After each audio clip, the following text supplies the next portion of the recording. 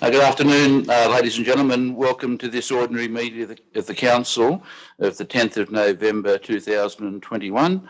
Acknowledgement of country.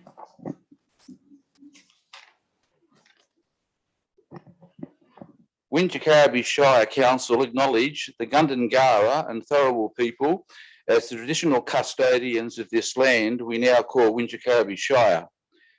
I pay my respect to elders both past, present and emerging. I'd also like to extend that respect to all Aboriginal and Torres Strait Islanders who may be present or tuning in here today. The Council Prayer. Let us meet in this Council chamber in a spirit of fellowship and goodwill to represent all members of the community in its cultural and religious diversity, to be honest and objective in all our deliberations, to respect the view of the residents and the rights of all to express their opinions without fear or favour, and to make decisions for the common good of the community. Obviously, there's no apologies. The minutes of the ordinary meeting of Council held on 13 October. I would move that the minutes of the ordinary meeting of Council held on 13 October be adopted as a correct record of the proceedings of the meeting and declare that carried. General Manager, declarations of interest. Didn't have time to put my mask on. I've got 1 minute. Submissions to the Wingecarribee Shire Council public inquiry closed on 29 October, and as I have previously advised, I made a submission in my capacity as interim administrator. It is noted from the Commissioner's information paper that it is not his intention to publish submissions to the inquiry. While respecting that decision, it is my view that as the Council is under administration, it is of the public interest that my submission be made available, and accordingly I table same. Congratulations are due again to Berrima for winning the gold in Australia's Small Tourism Town Awards. The national awards celebrate towns and regions across the country and demonstrate the outstanding commitment to encouraging tourism and increasing visitation to their destination.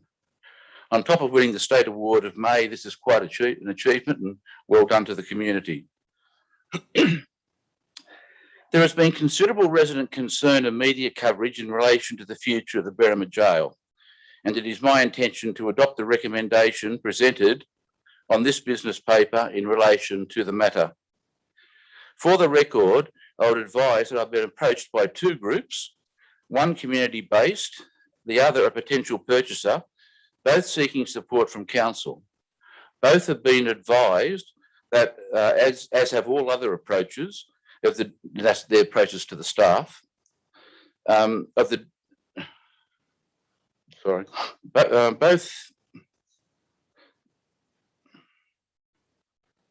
lost my place.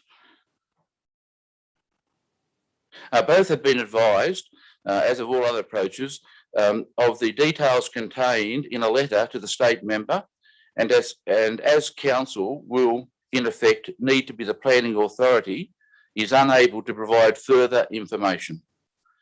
In other words, we'll be the consent authority for some of these matters, I believe. It is regretted that to some degree the local community has now been excluded from the first stage of this very important process. This is very disappointing and places the Council in an awkward position having regard to its statutory obligations. I'm conscious that there's been discussions and observations in the Shire in relation to recent personnel changes at the Mittagong Visitor Centre, also known as Destination Southern Highlands. In fairness, they've been both negative and positive. While branded under different names, the Mittagong Visitor Centre is an arm and financed by ratepayers of the Council under the direction of the General Manager, and in my view, it has lost its direction and relevance. The potential of the visitor economy is not being maximised or the economic benefit realised. I've had discussions with the General Manager that a new model needs to be developed in consultation, not only with industry and government stakeholders, but importantly, residents. A model that taps into the proud tradition of volunteering in the Southern Highlands and has a presence at community events. In other words, the visitor centre should be a significant economic driver that is run under the authority of council, with employees working in partnership with stakeholder groups and residents. Options are still being worked through, but there will be community-based involvement before a final decision is taken.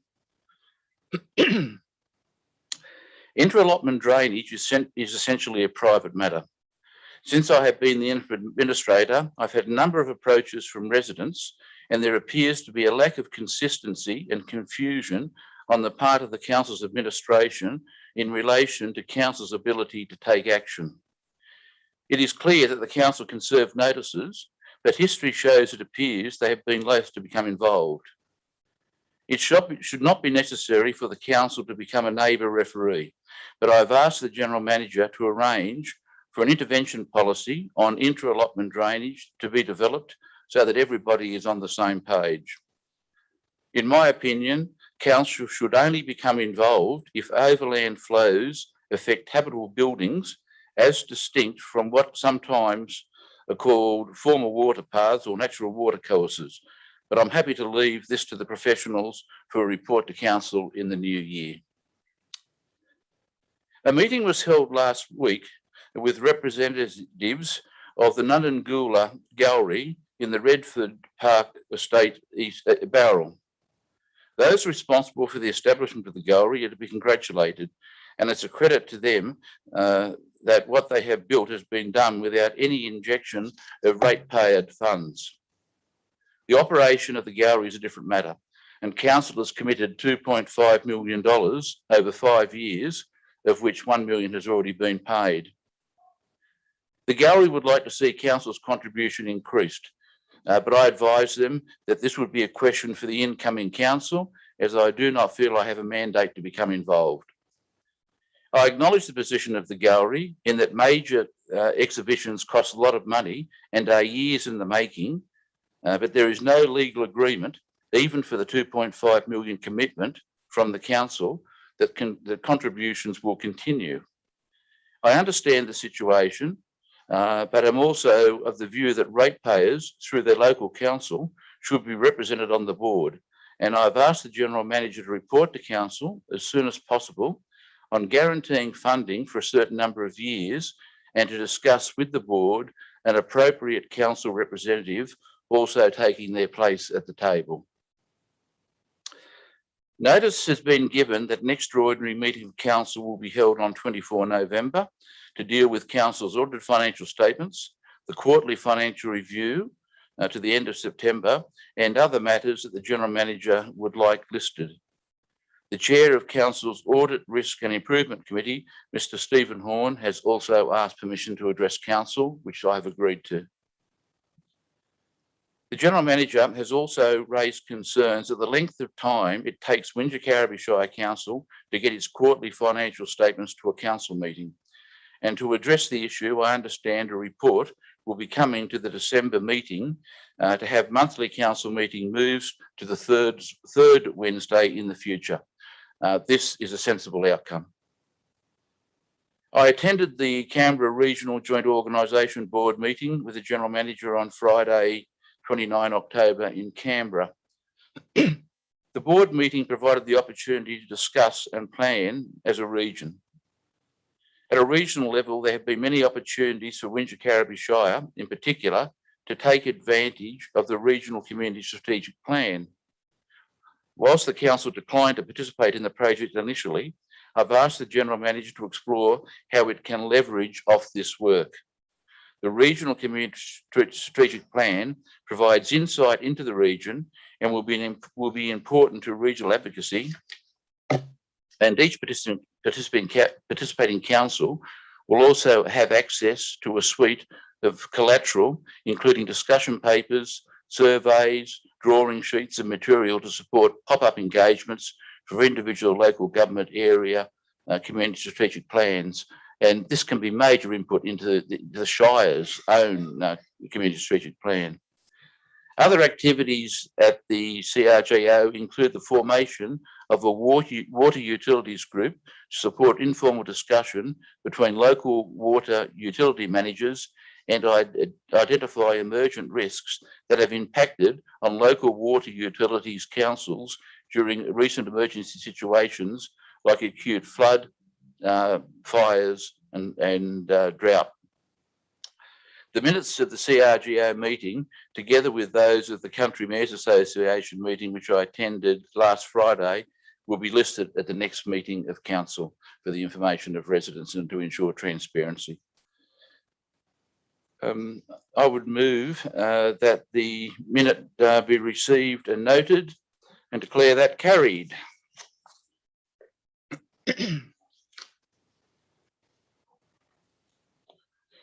We now move on to the printed agenda. A person in the gallery before the meeting raised with me the fact that there were now no printed agendas, and I've discussed that with the General Manager, and she's indicated to me that they will be in the future at meetings. And also she's proposing to put a printed copy of the General Manager is proposing to put a printed copy of the agenda in all of the council's libraries on the Friday afternoon, so people, if they're interested, can come and have a look at it. Look, and just while I'm saying about that, I noticed there's been a bit of talk about the prayer at the council, it being a Christian prayer. It's an all-faith prayer. I changed it when I arrived. However, I understand that the OLG has put out a new model code of meeting practice. And I had a quick look at that, and it makes no reference to a prayer. So look, I've asked the PA to find out from adjoining councils what they do. You know, a prayer shouldn't cause conflict before the meeting starts. It's the reverse, but it may be. Well, we should have a look at it, and we will. So I just raised that just for general discussion. We now move on to the printed agenda. Item 8.1, Berrima Jail. General Manager.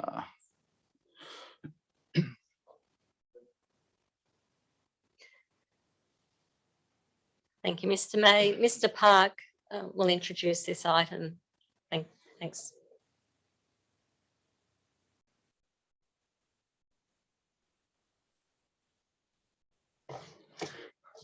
Thank you, and thank you, Mr. May. So this report relates to the proposed sale of the historic Berrima Jail via an open-ended expression of interest process. And as you would be aware, the Berrima Jail is highly valued by the local community. It's both a local and state listed heritage item, and it contributes really strongly to the character of the Berrima village. So understandably, there's a lot of concern in the community about the open-ended nature of the EOI process, as well as the lack of community input into the future use of the jail. So when council were, I guess, made aware of the intended sale of the site, we began advocating to the state government to work collaboratively with both council and the community to develop a community-led strategic vision for the site that could be used to inform and frame the EOI process. So, Mr. May, the report before you outlines the process that council proposed to the New South Wales government for developing a community-led strategic vision for the site. And it's certainly my view that the process outlined in the report would have provided significant benefits to all parties involved. So for council and the community, as well as both the state government and any potential purchasers of the site, by providing greater certainty to council and the community, as well as potential purchasers on the future use of the site. So unfortunately, the recommendations of council weren't taken on board by the state government. So we are now proposing to, I guess, continue to advocate the state government to involve the community as meaningfully as possible before the sale of the land. Thank you for that, and thank you and your team for pulling that together after our discussions with properties. I also share your concerns. I don't really understand why they haven't done it the other way around, but anyhow. I would, on page 2, item 8.1, I'd move the officer's recommendation and declare that carried. The next item is 8.2, the Emergency Operations Centre. Thank you, Mr. May. I'd like to have Ms. Leanne Barnes introduce this item. Ms. Barnes has been working with us, and for those who do not know her background, she's the former General Manager of Bega Valley Shire and also took an instrumental and lead role in the region's recovery post the fires a couple of 2 years ago. Thank you, Mr. May. Ms. Barnes. Thank you, General Manager. And Mr. May, I introduced this item, which is a follow-up of achieving action against item or recommendation 6 of the Dave Owens Bushfire Response and Recovery Review, which you commissioned when you commenced. The group that has been working through addressing how we respond to that will be reporting to you in the December meeting, but this item was seen as a priority one to bring forward. You as the administrator and the general manager and senior staff met with senior representatives of the emergency agencies to look at both achieving the outcome of recommendation 6 and also recommendation 61 of the New South Wales Bushfire Inquiry, which also relates to looking at improved emergency operations centres. This report recommends progressing an improved facility co-located in Council's Civic Centre redevelopment as a short, medium and into the longer term outcome, with also some opportunities to progress a facility into the longer term, which will take some time. The key recommendation is here that we advocate for funding to support redevelopment of a site which was going to be for storage in the Civic Centre and turn it into as up-to-date and forward-looking emergency operations centre with input from all of the agencies into the future. I commend the recommendation to you. Look, thank you very much for that. The remainder of the recommendations will be coming to the December meeting, so you'll be making another appearance?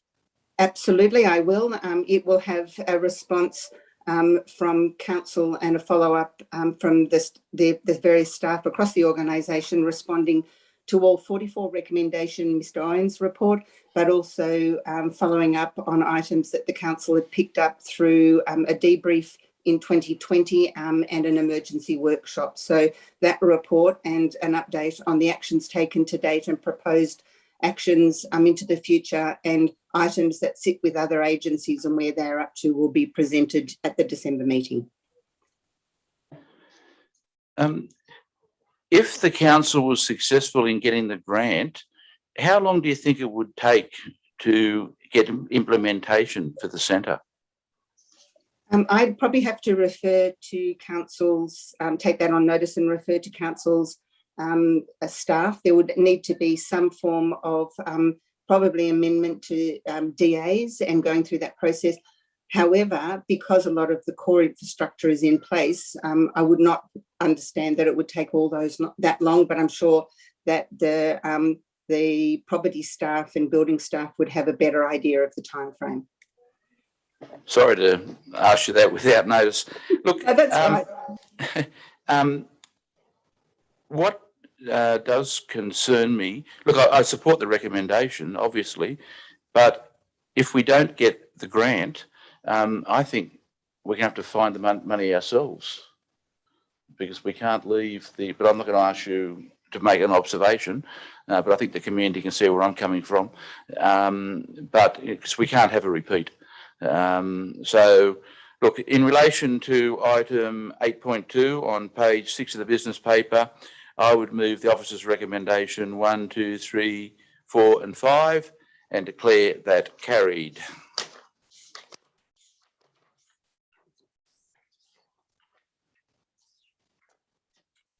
Next item is 9.1, the Corporate Relations Service Delivery Review, final report. Thank you, Mr. May. Ms. Lidgard will introduce that item. Thanks, Danielle. Thank you. Council engaged an independent external consultant to undertake a service review of its corporate relations service, which includes communications, social media, and community engagement functions. This review was commissioned in response to the community research undertaken by Micromex in February 2021 that identified the diminishing overall satisfaction with the performance of council, its communications and engagement with the community.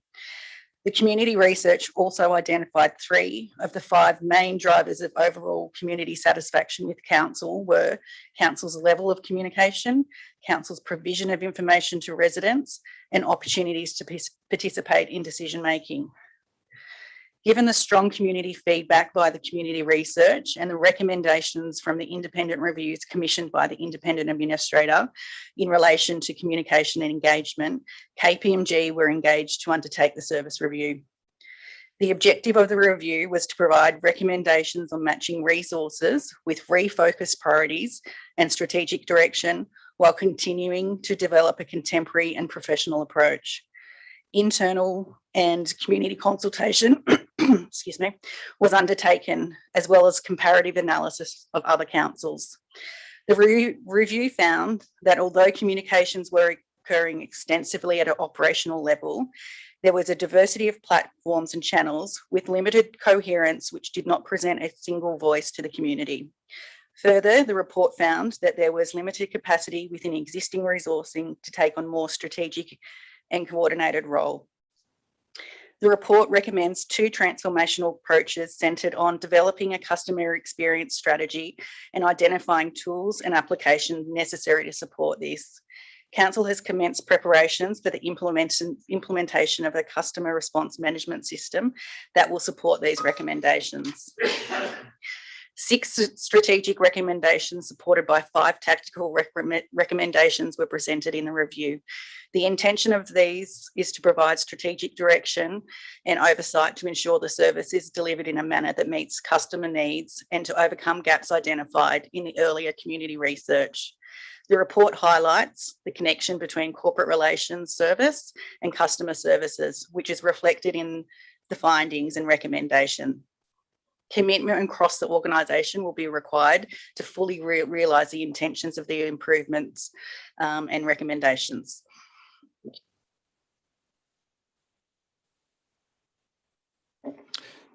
Can I ask what you've just said be built into the minutes? Because when I originally read this report, I didn't know anything about it, and I was surprised where it's come from. But now you've built a context in relation to it. I respectfully suggest that should have been in the advices. But if you can ask if that can go into the minutes. Look, this report goes to the crux of the problems in this place, and you haven't got it hard copy, but it's on the web. If you go to page 17, which is a map of the council-wide engagement channels and owners, I would best describe it as a dog's breakfast. Having said that, reading this report, I had a major concern that this would be a disaster if staff took this personally, and they shouldn't. I think the staff are doing their jobs. I think it's a lack of corporate leadership on the part of the former executive. And there should be one source for this information, not multiple sources. So to those staff who had a role in some of these 20 engagement channels, please don't see this as a criticism. Let's build on it. You were doing what your jobs were. There was just lack of leadership and direction and consistency.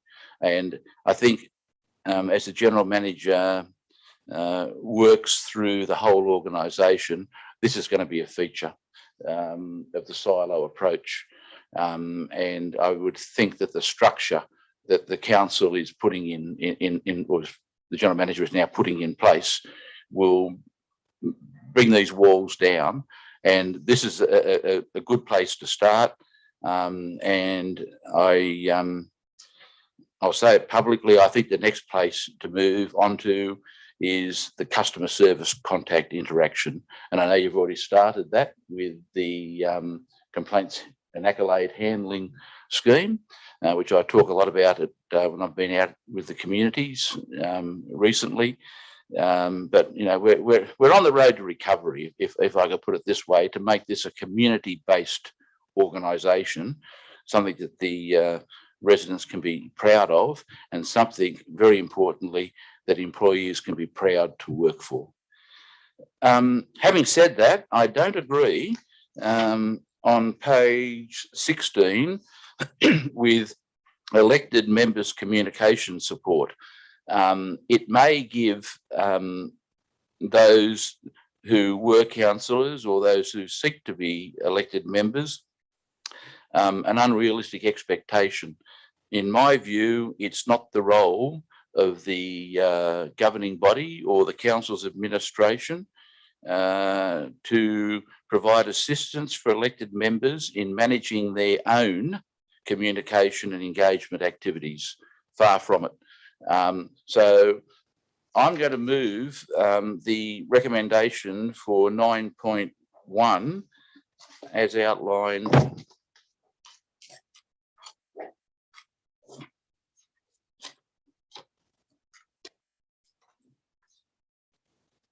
on page 14 of the business paper 1 and 2, and at a number 3, the General Manager report on elected members' communication report, page 16, it being noted that a local authority should not provide assistance to elected members, including the mayor, in managing their own communication and engagement activities, excepting on a corporate basis with strict adherence to council policies, codes and statutory obligations.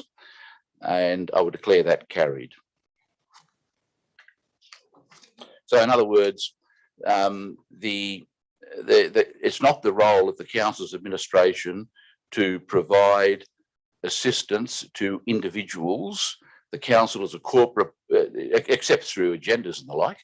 The idea is when a corporate decision is taken, that is how the councillors should, the council's administration should support councillors. And this idea of councillors all heading in their own directions and getting support from the council is not on. Item 9.2 investment report on page 19 of the business paper. Okay, sorry. I would move the recommendation outlined on 9.2 on page 9 of the business 19 of the business paper and declare that carried. The next one is 9.3, the investment report for October. It's a pity that the acting chief financial officer is not here, so I was going to congratulate him for listening to me at the last meeting.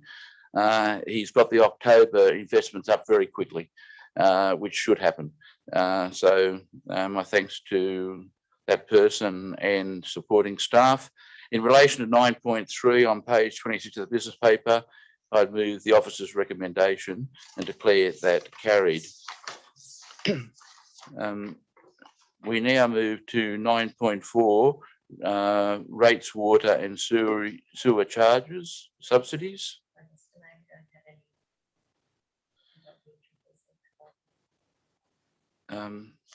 I had a couple of questions in relation to this matter. And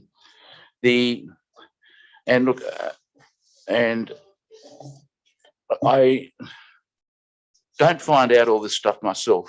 I've got 50,000 detectives working for me in the Shire who come to me with a lot of matters of concern.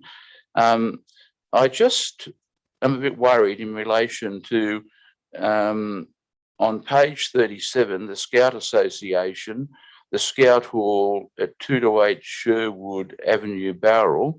As I understand it, it is now a commercial operation, not being used as a Scout Hall.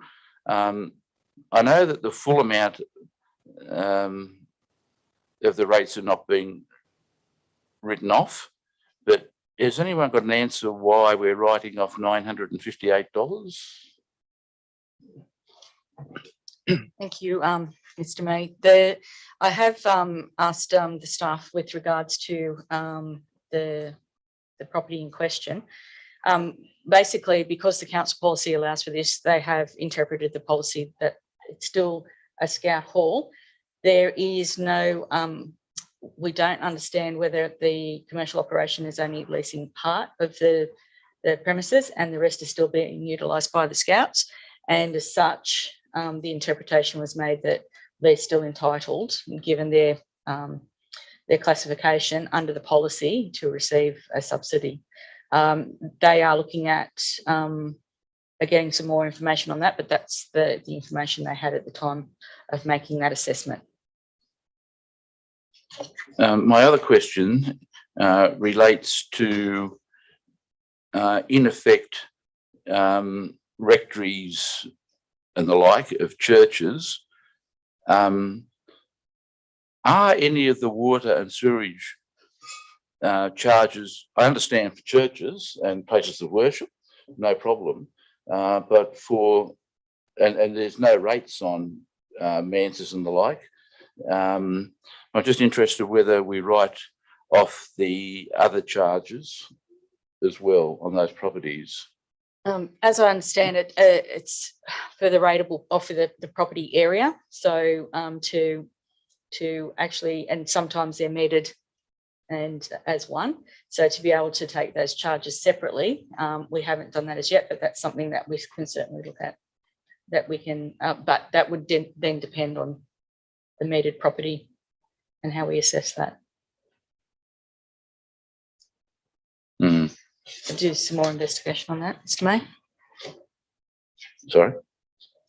We'll bring back, we'll take that on notice and do some more investigation and on those on that question. Well, look, I don't like to defer this just based on a couple of things that I've picked up, but I just worry that because it happened last year, it's happening this year. Look, I think I'll defer the whole matter for further information and a relook. I understand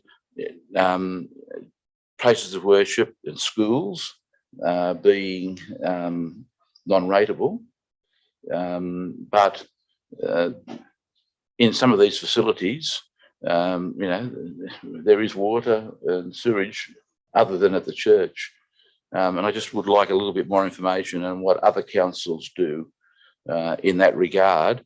And I'm not picking on the Bowral Scout Hall. For all I know, they might be scouts meeting in there as well, but that's not my understanding. And I understand that the rates have been written off for some years while there's been a commercial operation. Do these organisations have to sign statutory declarations or anything like that as to the use? Through you, Mr. May, I can't answer that at this time. I'd have to take that on notice as well. Yeah, look, I appreciate you've only been here for a few weeks. Yeah, that's fine. I'll get that as well. You probably haven't got the detectives that I have. Look, I'm going to defer this matter and so we can get some more information based on some of the matters I've raised.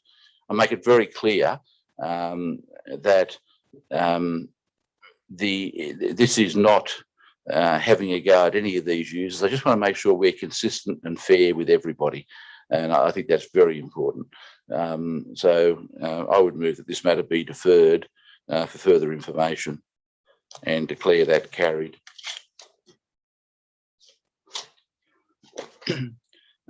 Next item is 9.5.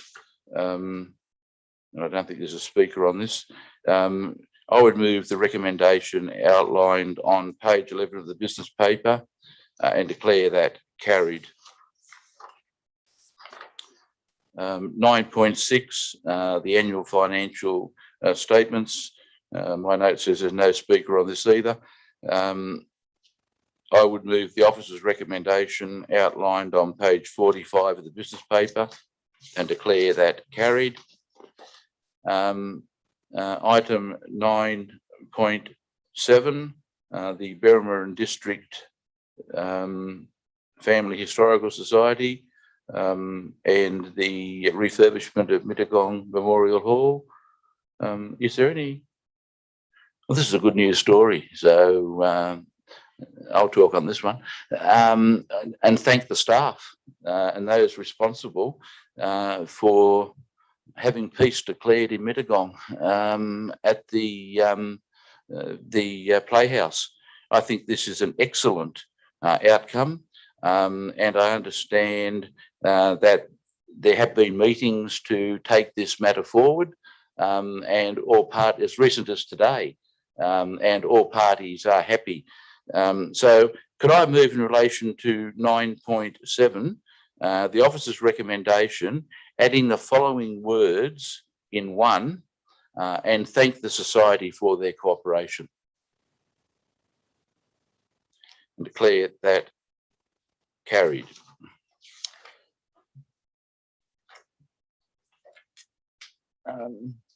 Item 9.8, Trauma Collection Solutions. Chair, Mr. May, Ms. McCulloch will speak to that item. Thank you, General Manager. Mr. May, Council has been approached by Trauma Collection Solutions with a view to identifying council-owned land suitable for placement of an earn and return kiosk within the Bowral CBD. Several council properties were identified by council officers, the majority being community land categorised as park or sports ground.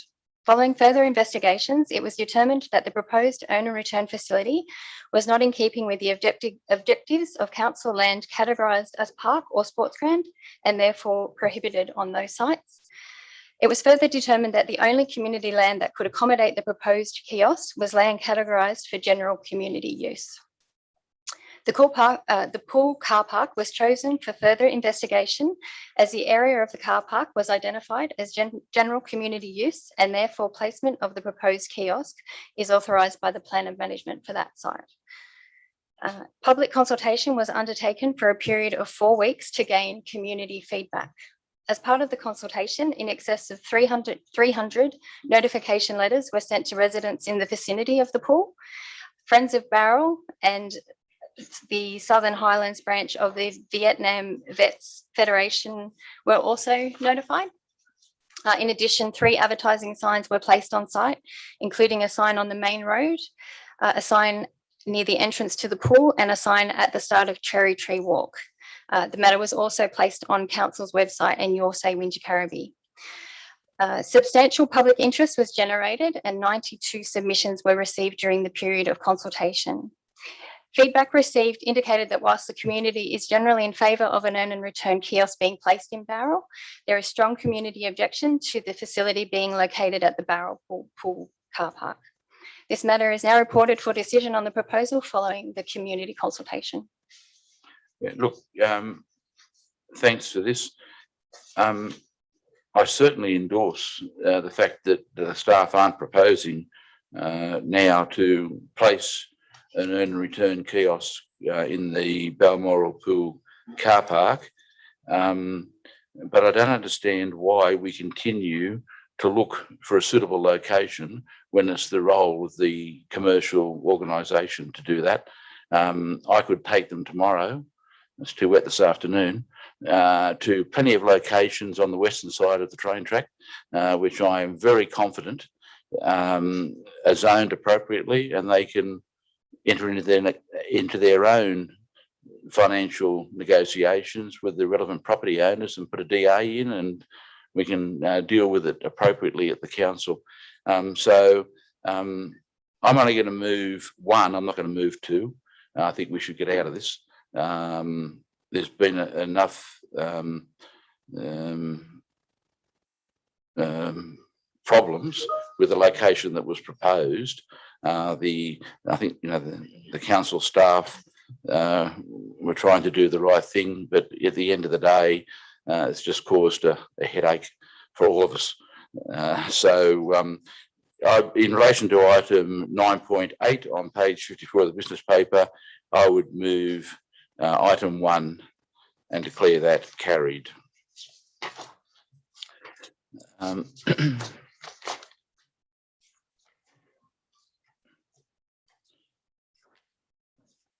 Item 9.2, you're on again. Thank you, Mr. May. On 9 June 2021, Council resolved to place the proposed closure of Park Conjeewoy Street, Robertson on public exhibition. The closure is proposed to create legal title for the Robertson Rural Fire Station, which is constructed within the road reserve. The original aerial closure was determined to allow for future expansion of the brigade station if required. The proposed road closure was placed on public exhibition from 22 June to 23 July 2021, with neighbour notification sent to adjoining residents. In addition, signs were erected on site and the proposal advertised on Council's website and Your Say Wingecarribee. During the period of public exhibition, 5 submissions were received and the matter was reported back to Council to the meeting on the 13th of November 2021. It was resolved at that meeting that the matter be deferred for an on-site inspection with a further report to be provided to the November Council meeting.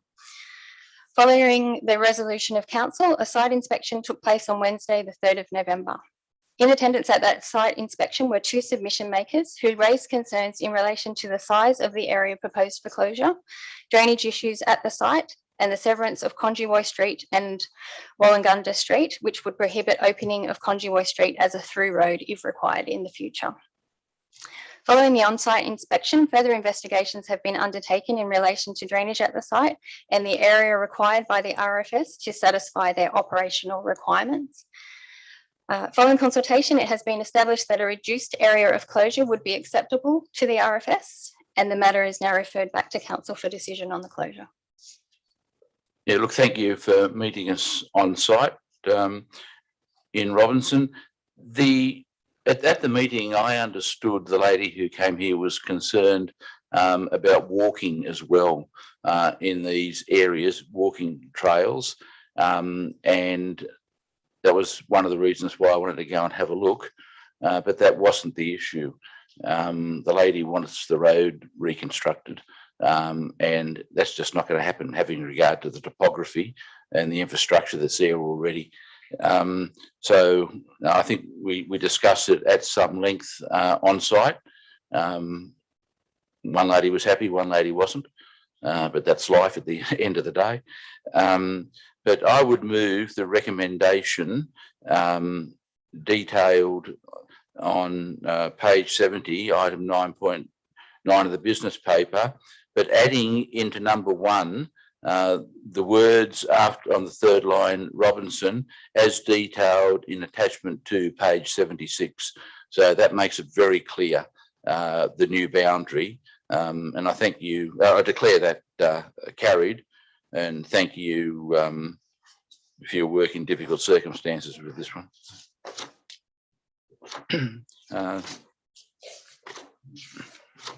The next item is 9.10, Old Argyle Road, Penrose. This one's not being introduced, I don't think. I've undertaken to a couple of residents to meet them on site in relation to this one too. I'm relaxed when I read the report, but a picture paints 1,000 words. So I'm more than happy to meet them on site. So I'd move that this matter in relation to item 9.10 Old Argyle Road on page 77, I would move that this matter be deferred to the extraordinary meeting of council and declare to facilitate on-site inspection. I said a different one. The matter be deferred for on-site inspection with a view to it being listed at the extraordinary meeting. I declare that carried.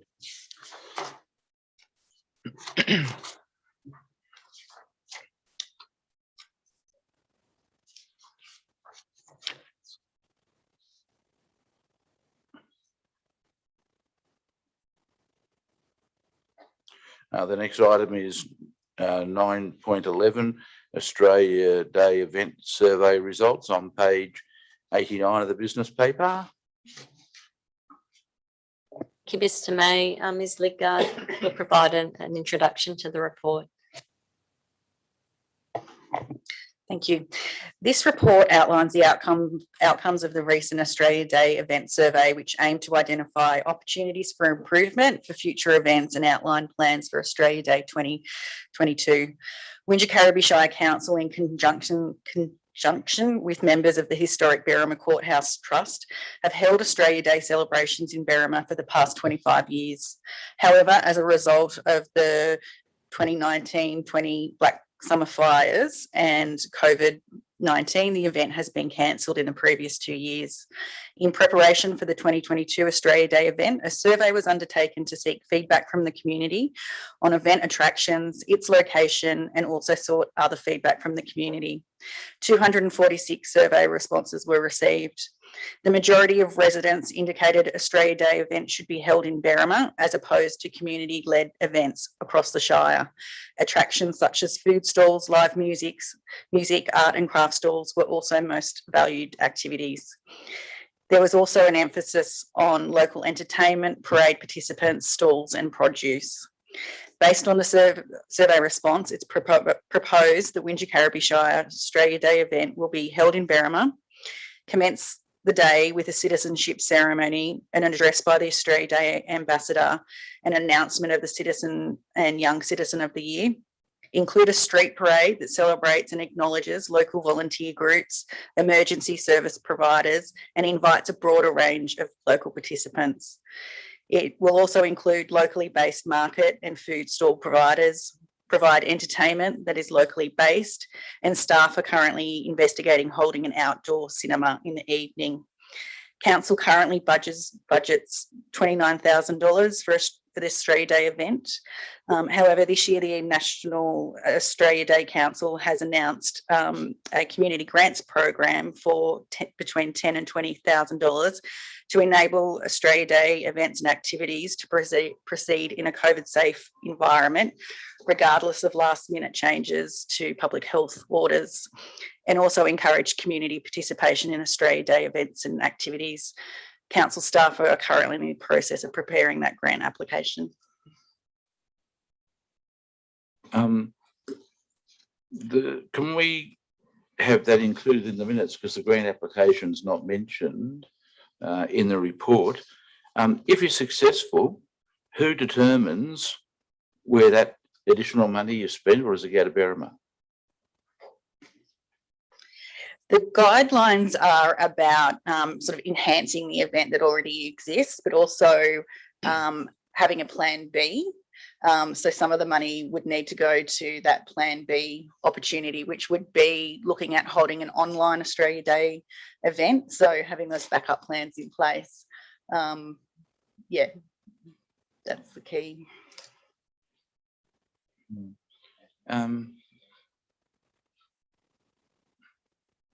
Can I add a G to this?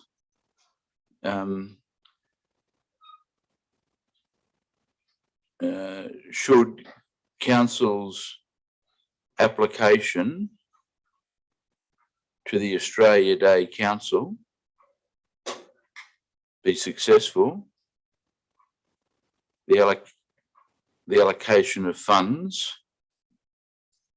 be made by the General Manager in consultation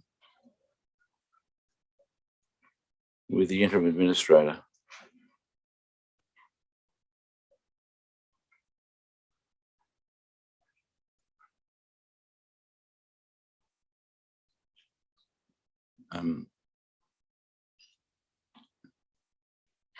With that addition, I declare that carried. Just so residents understand where I'm coming from with this, it's not that I don't trust the staff. It's just that I'm amazed at my community meetings with villagers at the response to the fact that council is providing funds at Christmas for these organisations to meet or to have fun together. It's something that's never happened before, and would only be small, but if there was a recognition to the villagers too for Australia Day, it would be fabulous. I don't want to take away from the Berrima celebration, but that's funded, and I think to give them that more money, you know, is would be okay. But look, let's look at some other options, and I will probably be finished my little tour. I'll still have more ideas from people before then. The other question, how do we ensure that markets, stalls are local providers? Do we have any input into that? The reason why I ask is that quite a few people have indicated to me that whilst they're called local markets, the problem with the local markets is a lot of them aren't locals.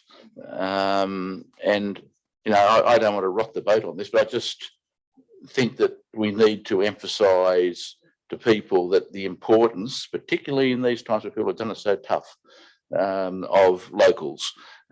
So just take that on board if you don't mind. Next item is 911, code of 912, code of conduct inquiries. It's really a statistic. It's really a housekeeping matter. In relation to item 9.12, code of conduct complaint statistics, I would move the officer's recommendation outlined on page 94 of the business paper and declare that carried.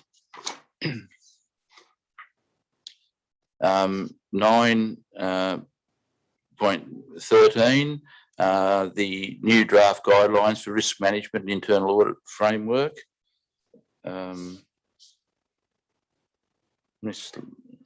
Ligard, you're taking your mask off and leave. Thank you. The purpose of this report is to present Council's submission to the Office of Local Government on its draft guidelines for risk management and internal audit framework for local councils in New South Wales. In 2016, the Local Government Act was amended to require all New South Wales councils to have an audit, risk and improvement committee. At the time, those requirements hadn't commenced, and councils aren't required to comply with that until next year. However, to support the amendments to the Act, in September 2019, the OLG issued draft guidelines and undertook a 3-month consultation process with the industry. In response to the feedback, the OLG has refined its guidelines and in August 2020 issued draft guidelines for risk management and internal audit for local councils. And these were included as attachment 1 to the report. The OLG is currently seeking feedback on the draft guidelines, and submissions are due on the 26th of November 2021. Council's submission is generally supportive of the changes to the guidelines, in particular that the draft guidelines are less prescriptive, incorporate more flexibility based on the characteristics of the council through the introduction of a tiered approach for ARIC committees. The submission does raise concerns around the option to include councillors as non-voting members on the committee and suggests some guidance around the fees paid to the ARIC members. Thanks for that. Look, I share your concern about councillor members on ARIC committees. My experience at Mossman was that it inhibited a fair flow of dialogue between staff and members of the Risk and Audit Committee. However, I think that what is proposed in these draft guidelines would satisfy any reasonable thinking councillor. The ARIC has to establish, and correct me if I'm wrong, but my reading of this, and I've read it pretty carefully, because it's something close to my heart, these kind of probity groups. The ARIC, in consultation with the governing body and the general manager, being two distinct different groups, have to prepare in consultation with the ARIC a 12-month work plan, which is then adopted by the council as well as ARIC, and is subject to 12-monthly review, where the chairman of the ARIC must come to a meeting of the council.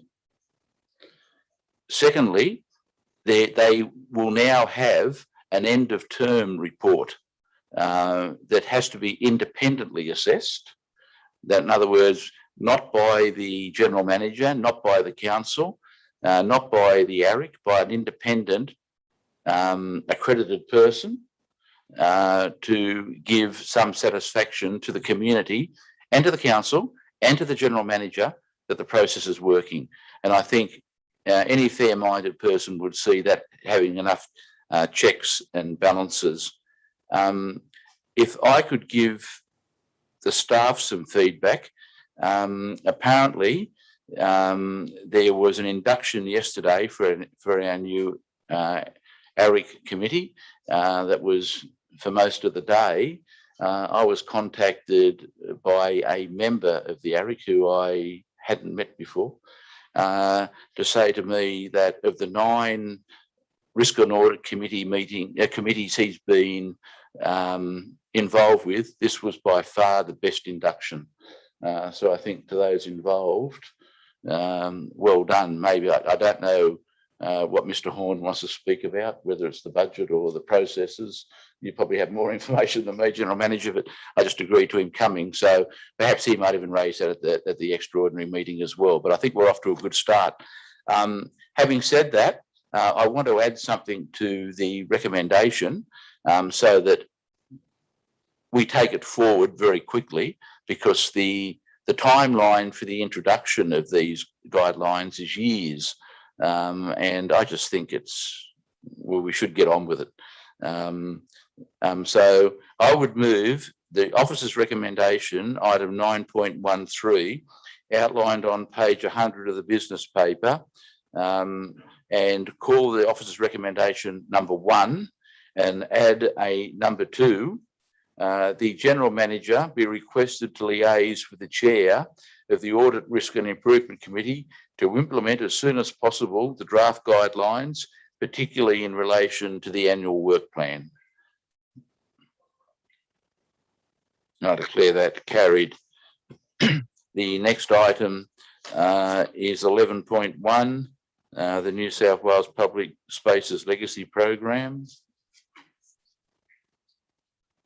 Mr. Mayor, I'll ask the Group Manager Capital Works to introduce this item. Mr. Tripkovic. Thank you, General Manager.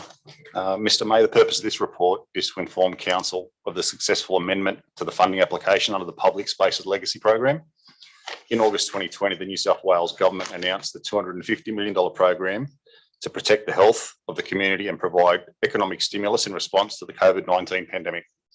Funding under this program is conditional upon Council achieving a range of development and assessment targets, which, as of the final acceleration monthly report in July 2021, Council has met all of its second phase development assessment reporting targets. Council submitted an application in March 2021 under the Public Spaces Legacy Program for the upgrade of Corbett Plaza and Corbett Gardens. Following the Council resolution on 21st of May 2021 that the Station Street upgrade project would no longer proceed and that a Bowral CBD master plan would be developed, it was determined that the Corbett Plaza and Corbett Gardens upgrades would be reviewed and aligned with the CBD master plan. As such, the opportunity arose for Council to nominate another project that would meet the requirements of the funding deed. The recently adopted Bong Bong Common master plan was the ideal replacement under this program, and Council received approval from the New South Wales Department of Planning, Industry and Environment that the amended application for the Bong Bong Common upgrade was successful. Works have begun on stage 1A of the Bong Bong Common upgrade. These works include improvements to the car park and upgrade works to the current historic obelisk and plaques. The remaining stage 1 works, as well as stage 2 and 3 of the Bong Bong Common master plan, will be designed and delivered via the $3 million funding provided by this grant. The proposal will deliver a spectacular and inviting destination for the community that further celebrates the unique history of this site. The project includes improving interpretive historic signage throughout the entire site, new picturesque pathways and gathering spaces, viewing points to the Wingecarribee River, fishing platforms, and new river crossings. Additionally, new accessible amenities, including public toilets and drinking fountains, will be provided. The project will sympathetically integrate the historic layers of the site through implementing connection to country principles, protect and enhance the historic and archaeological settlement sites, all whilst protecting and enhancing the natural character of the precinct. As such, this paper recommends that Council note the successful amended funding application and the signing of the deed under the General Manager's delegated authority on 15 July 2021. Council also wishes to acknowledge the help and support of the local member for Wallandilly, Mr. Nathaniel Smith, and member for Goulburn, Miss Wendy Tuckerman. And finally, to note, and as an addition to the minute, the Stage 1A works are co-funded via the March 2020 New South Wales Government Arts and Culture Grant. The grant was for a value of $184,000, with Council contributing $416,000. Thank you. Thanks for that. So you want to include what you've got there into the minutes, not part of the resolution? Thank you. Can I just ask you a few questions? You might be able to answer the first one. A resident's contacted me about Corbett Gardens, and I'm sorry about this, but it's an opportunity for me to ask. There's an old senior citizens centre or something in there. Is that being used at the moment, or is it empty? Mr. May, I'm of the understanding that that previous association is in the process of moving out or may have already done so. Wonder if we can have a note to a meeting of council about what's proposed for there, because you have an empty building in such a prime location, and I'm told that a part of it is used for an office for tulip time, but tulip time doesn't go the whole year. So it's just an opportunity. I'm not going to just. The other thing is another resident, and look, a lot of people talk to me, and I've got to stop going to Woolworths. And I even had a mask on. In relation to the dig that's happened down at Bong Bong, Lady was so appreciative that she'd been selected to witness it, and apparently 20 people from the Shire had been selected. Did you find anything, or? Mr. May, I haven't got the exact details of what has been found, but there was, I think, an old latrine found there, and pardon the pun, but it has been noted that because people didn't want to go into those areas to clean them up, that's where they find most of the interesting articles. So I can provide back some information once that dig is finalised and we have a list of historic items that have been acquired. Yeah.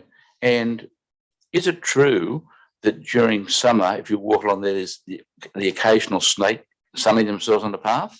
You heard that? I think it is a popular location for snakes and serpents to bathe. Close proximity to water and undisturbed areas, I think it is a popular hangout. I'm glad I walked there in winter. Okay, thanks for that. And that's a good news story. And the council's got to give more publicity to good news stories, because there's a lot happening. Look, there was a lot happening during the dysfunction too, but I'm afraid it was overtaken by the negatives, and it's important that the positives also come out. In relation to item 11.1, the Public Services Legacy Program, I'd move the officer's recommendation 1, 2 and 3 and declare that carried.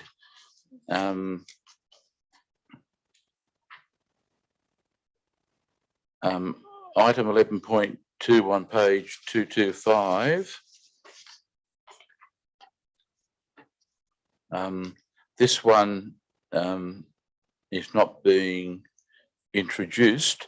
Look, I've got no problem with the recommendation, but in relation to the report, I don't want to put tenders into closed council. I don't think it's necessary. I think it's important that residents know what's going on and what the upper and lower quotations are.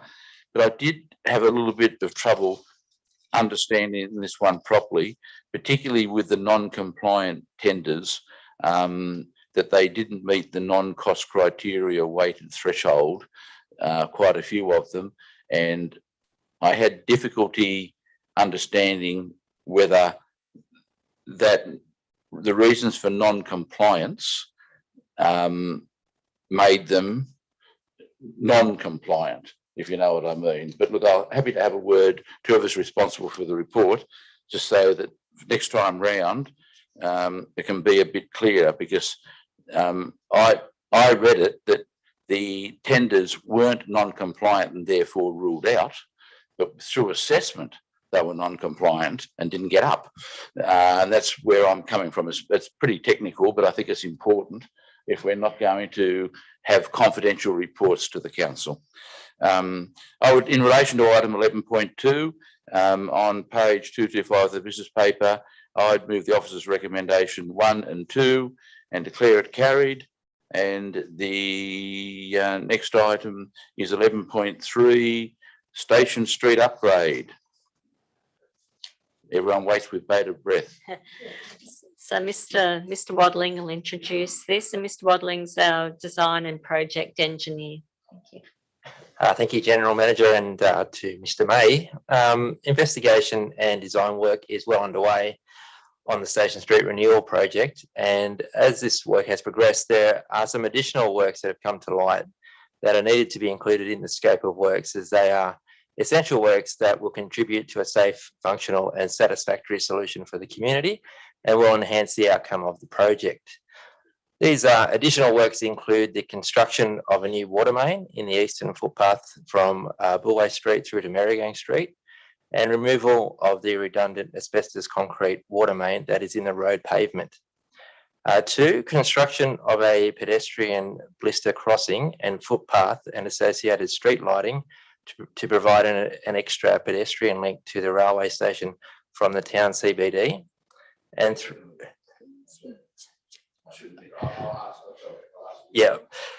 number 3 is resurfacing of the Bowral Railway Station commuter car park as well. So there is a plan, or a couple of plans there, detailing the full scope of works to be done at both the northern end of Station Street and the southern end of Station Street as well. Community engagement on the proposed works will commence in the coming weeks as well. As a result of including the additional works, staff have had to make some adjustments to delivery timeframes now that we have a fuller understanding of the scope of works required. Works will still commence in the current 21-22 financial year with the construction of the stormwater drainage to close in the open channel at the southern end of Station Street. This is expected to start in April 2022 and to be completed by July 2022, subject of course to favourable weather conditions, being a drainage channel that we're dealing with there. With the proposed works at the northern end of Station Street, it is recommended that the water main is constructed in the current financial year and is expected to start in May 2022. The redundant asbestos concrete water main is then to be removed prior to the commencement of the road pavement renewal and associated upgrade works, which is now expected to commence in August 2022 and be completed by around October 2022. Initial works on the community garden is also expected to start in March 2022 and will continue into the following financial year. In regards to the impact on traffic during these works, the southern portion of drainage works will cause minimal traffic disruptions, with the works being off-road. However, it is expected that the road and water main works at the northern end will cause traffic disruptions during construction, as the road will remain open to traffic under traffic control conditions for the majority of the works. There will also be some works at night, and during these times, portions of the road will be closed for these works to be undertaken. The additional works outlined in the report will result in the need to adjust Council's operational plan and budget to reflect the proposed changes, with the additional works now included. Currently, Council is tracking within the budget allocation, and the extra funding required for the water main is available from Council's water budget. So the full scope of works now proposed for Station Street will deliver a very positive outcome for the community, with safety, functionality and beautification all part of the proposed improvements. Can I ask that go into the minutes? Because there's more information there than what's in the report. I see where the blister crossings go now, and I apologise for being rude and interrupting you. Right. So in relation to the asbestos pipe, that has only come to the light as the detailed, As we've looked into the investigation and found out that we've got an old, water main it's going to and fail. the decisions taken to do the work now, rather than you do the work and in a couple of years' time you get criticised for not doing it properly. Yes, that's right. More And potholes. it will fail. The new pavement will fail because there'll be water in that, in that conduit, that if we leave it in the ground. Yeah. So that's the problem. Okay, well, and Transport for New South Wales, are they on board yet, or? We've been in discussions with them, and we believe they will be coming on board with the resurfacing of their car park. So yeah, So it's going to make a quantum difference as you come in for sure. to Barrel by train. Yeah, for sure. We'll Yeah. certainly notice it.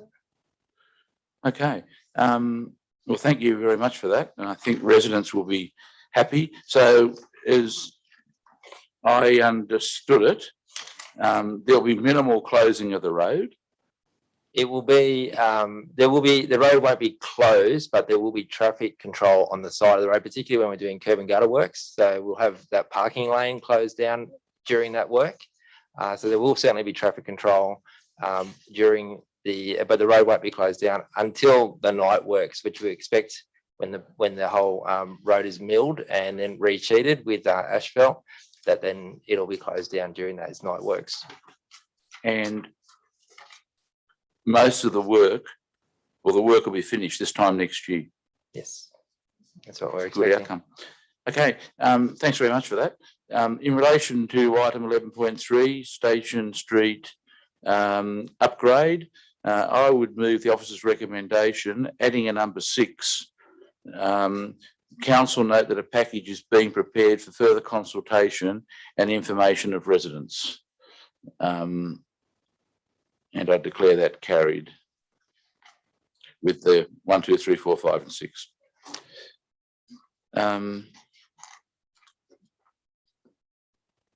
And people in the gallery with an interest in this, there's your man there before he escapes. 11.4, Civic Centre refurbishment, termination of contract. And this is not being introduced. This is unfortunate, but a reality sometimes.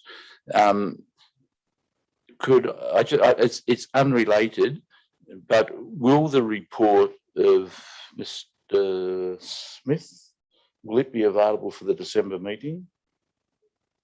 Sorry, I'll just nod, yes, Mr. May. I've lost my thing now. Okay, in relation to, thank you. In relation to item 11.4, Civic Centre refurbishment, termination of contract, I would move the officer's recommendation outlined on page 239 of the business paper and declare it carried. Are there any late items? Thank you. Close the meeting and thank people for coming, and remind you there'll be a meeting in 2 weeks' time, an extraordinary meeting, which I think is going to have a lot of heavy financial stuff on it. So I look forward to welcoming you all to the council chambers again. Thank you very much, and thanks to the staff.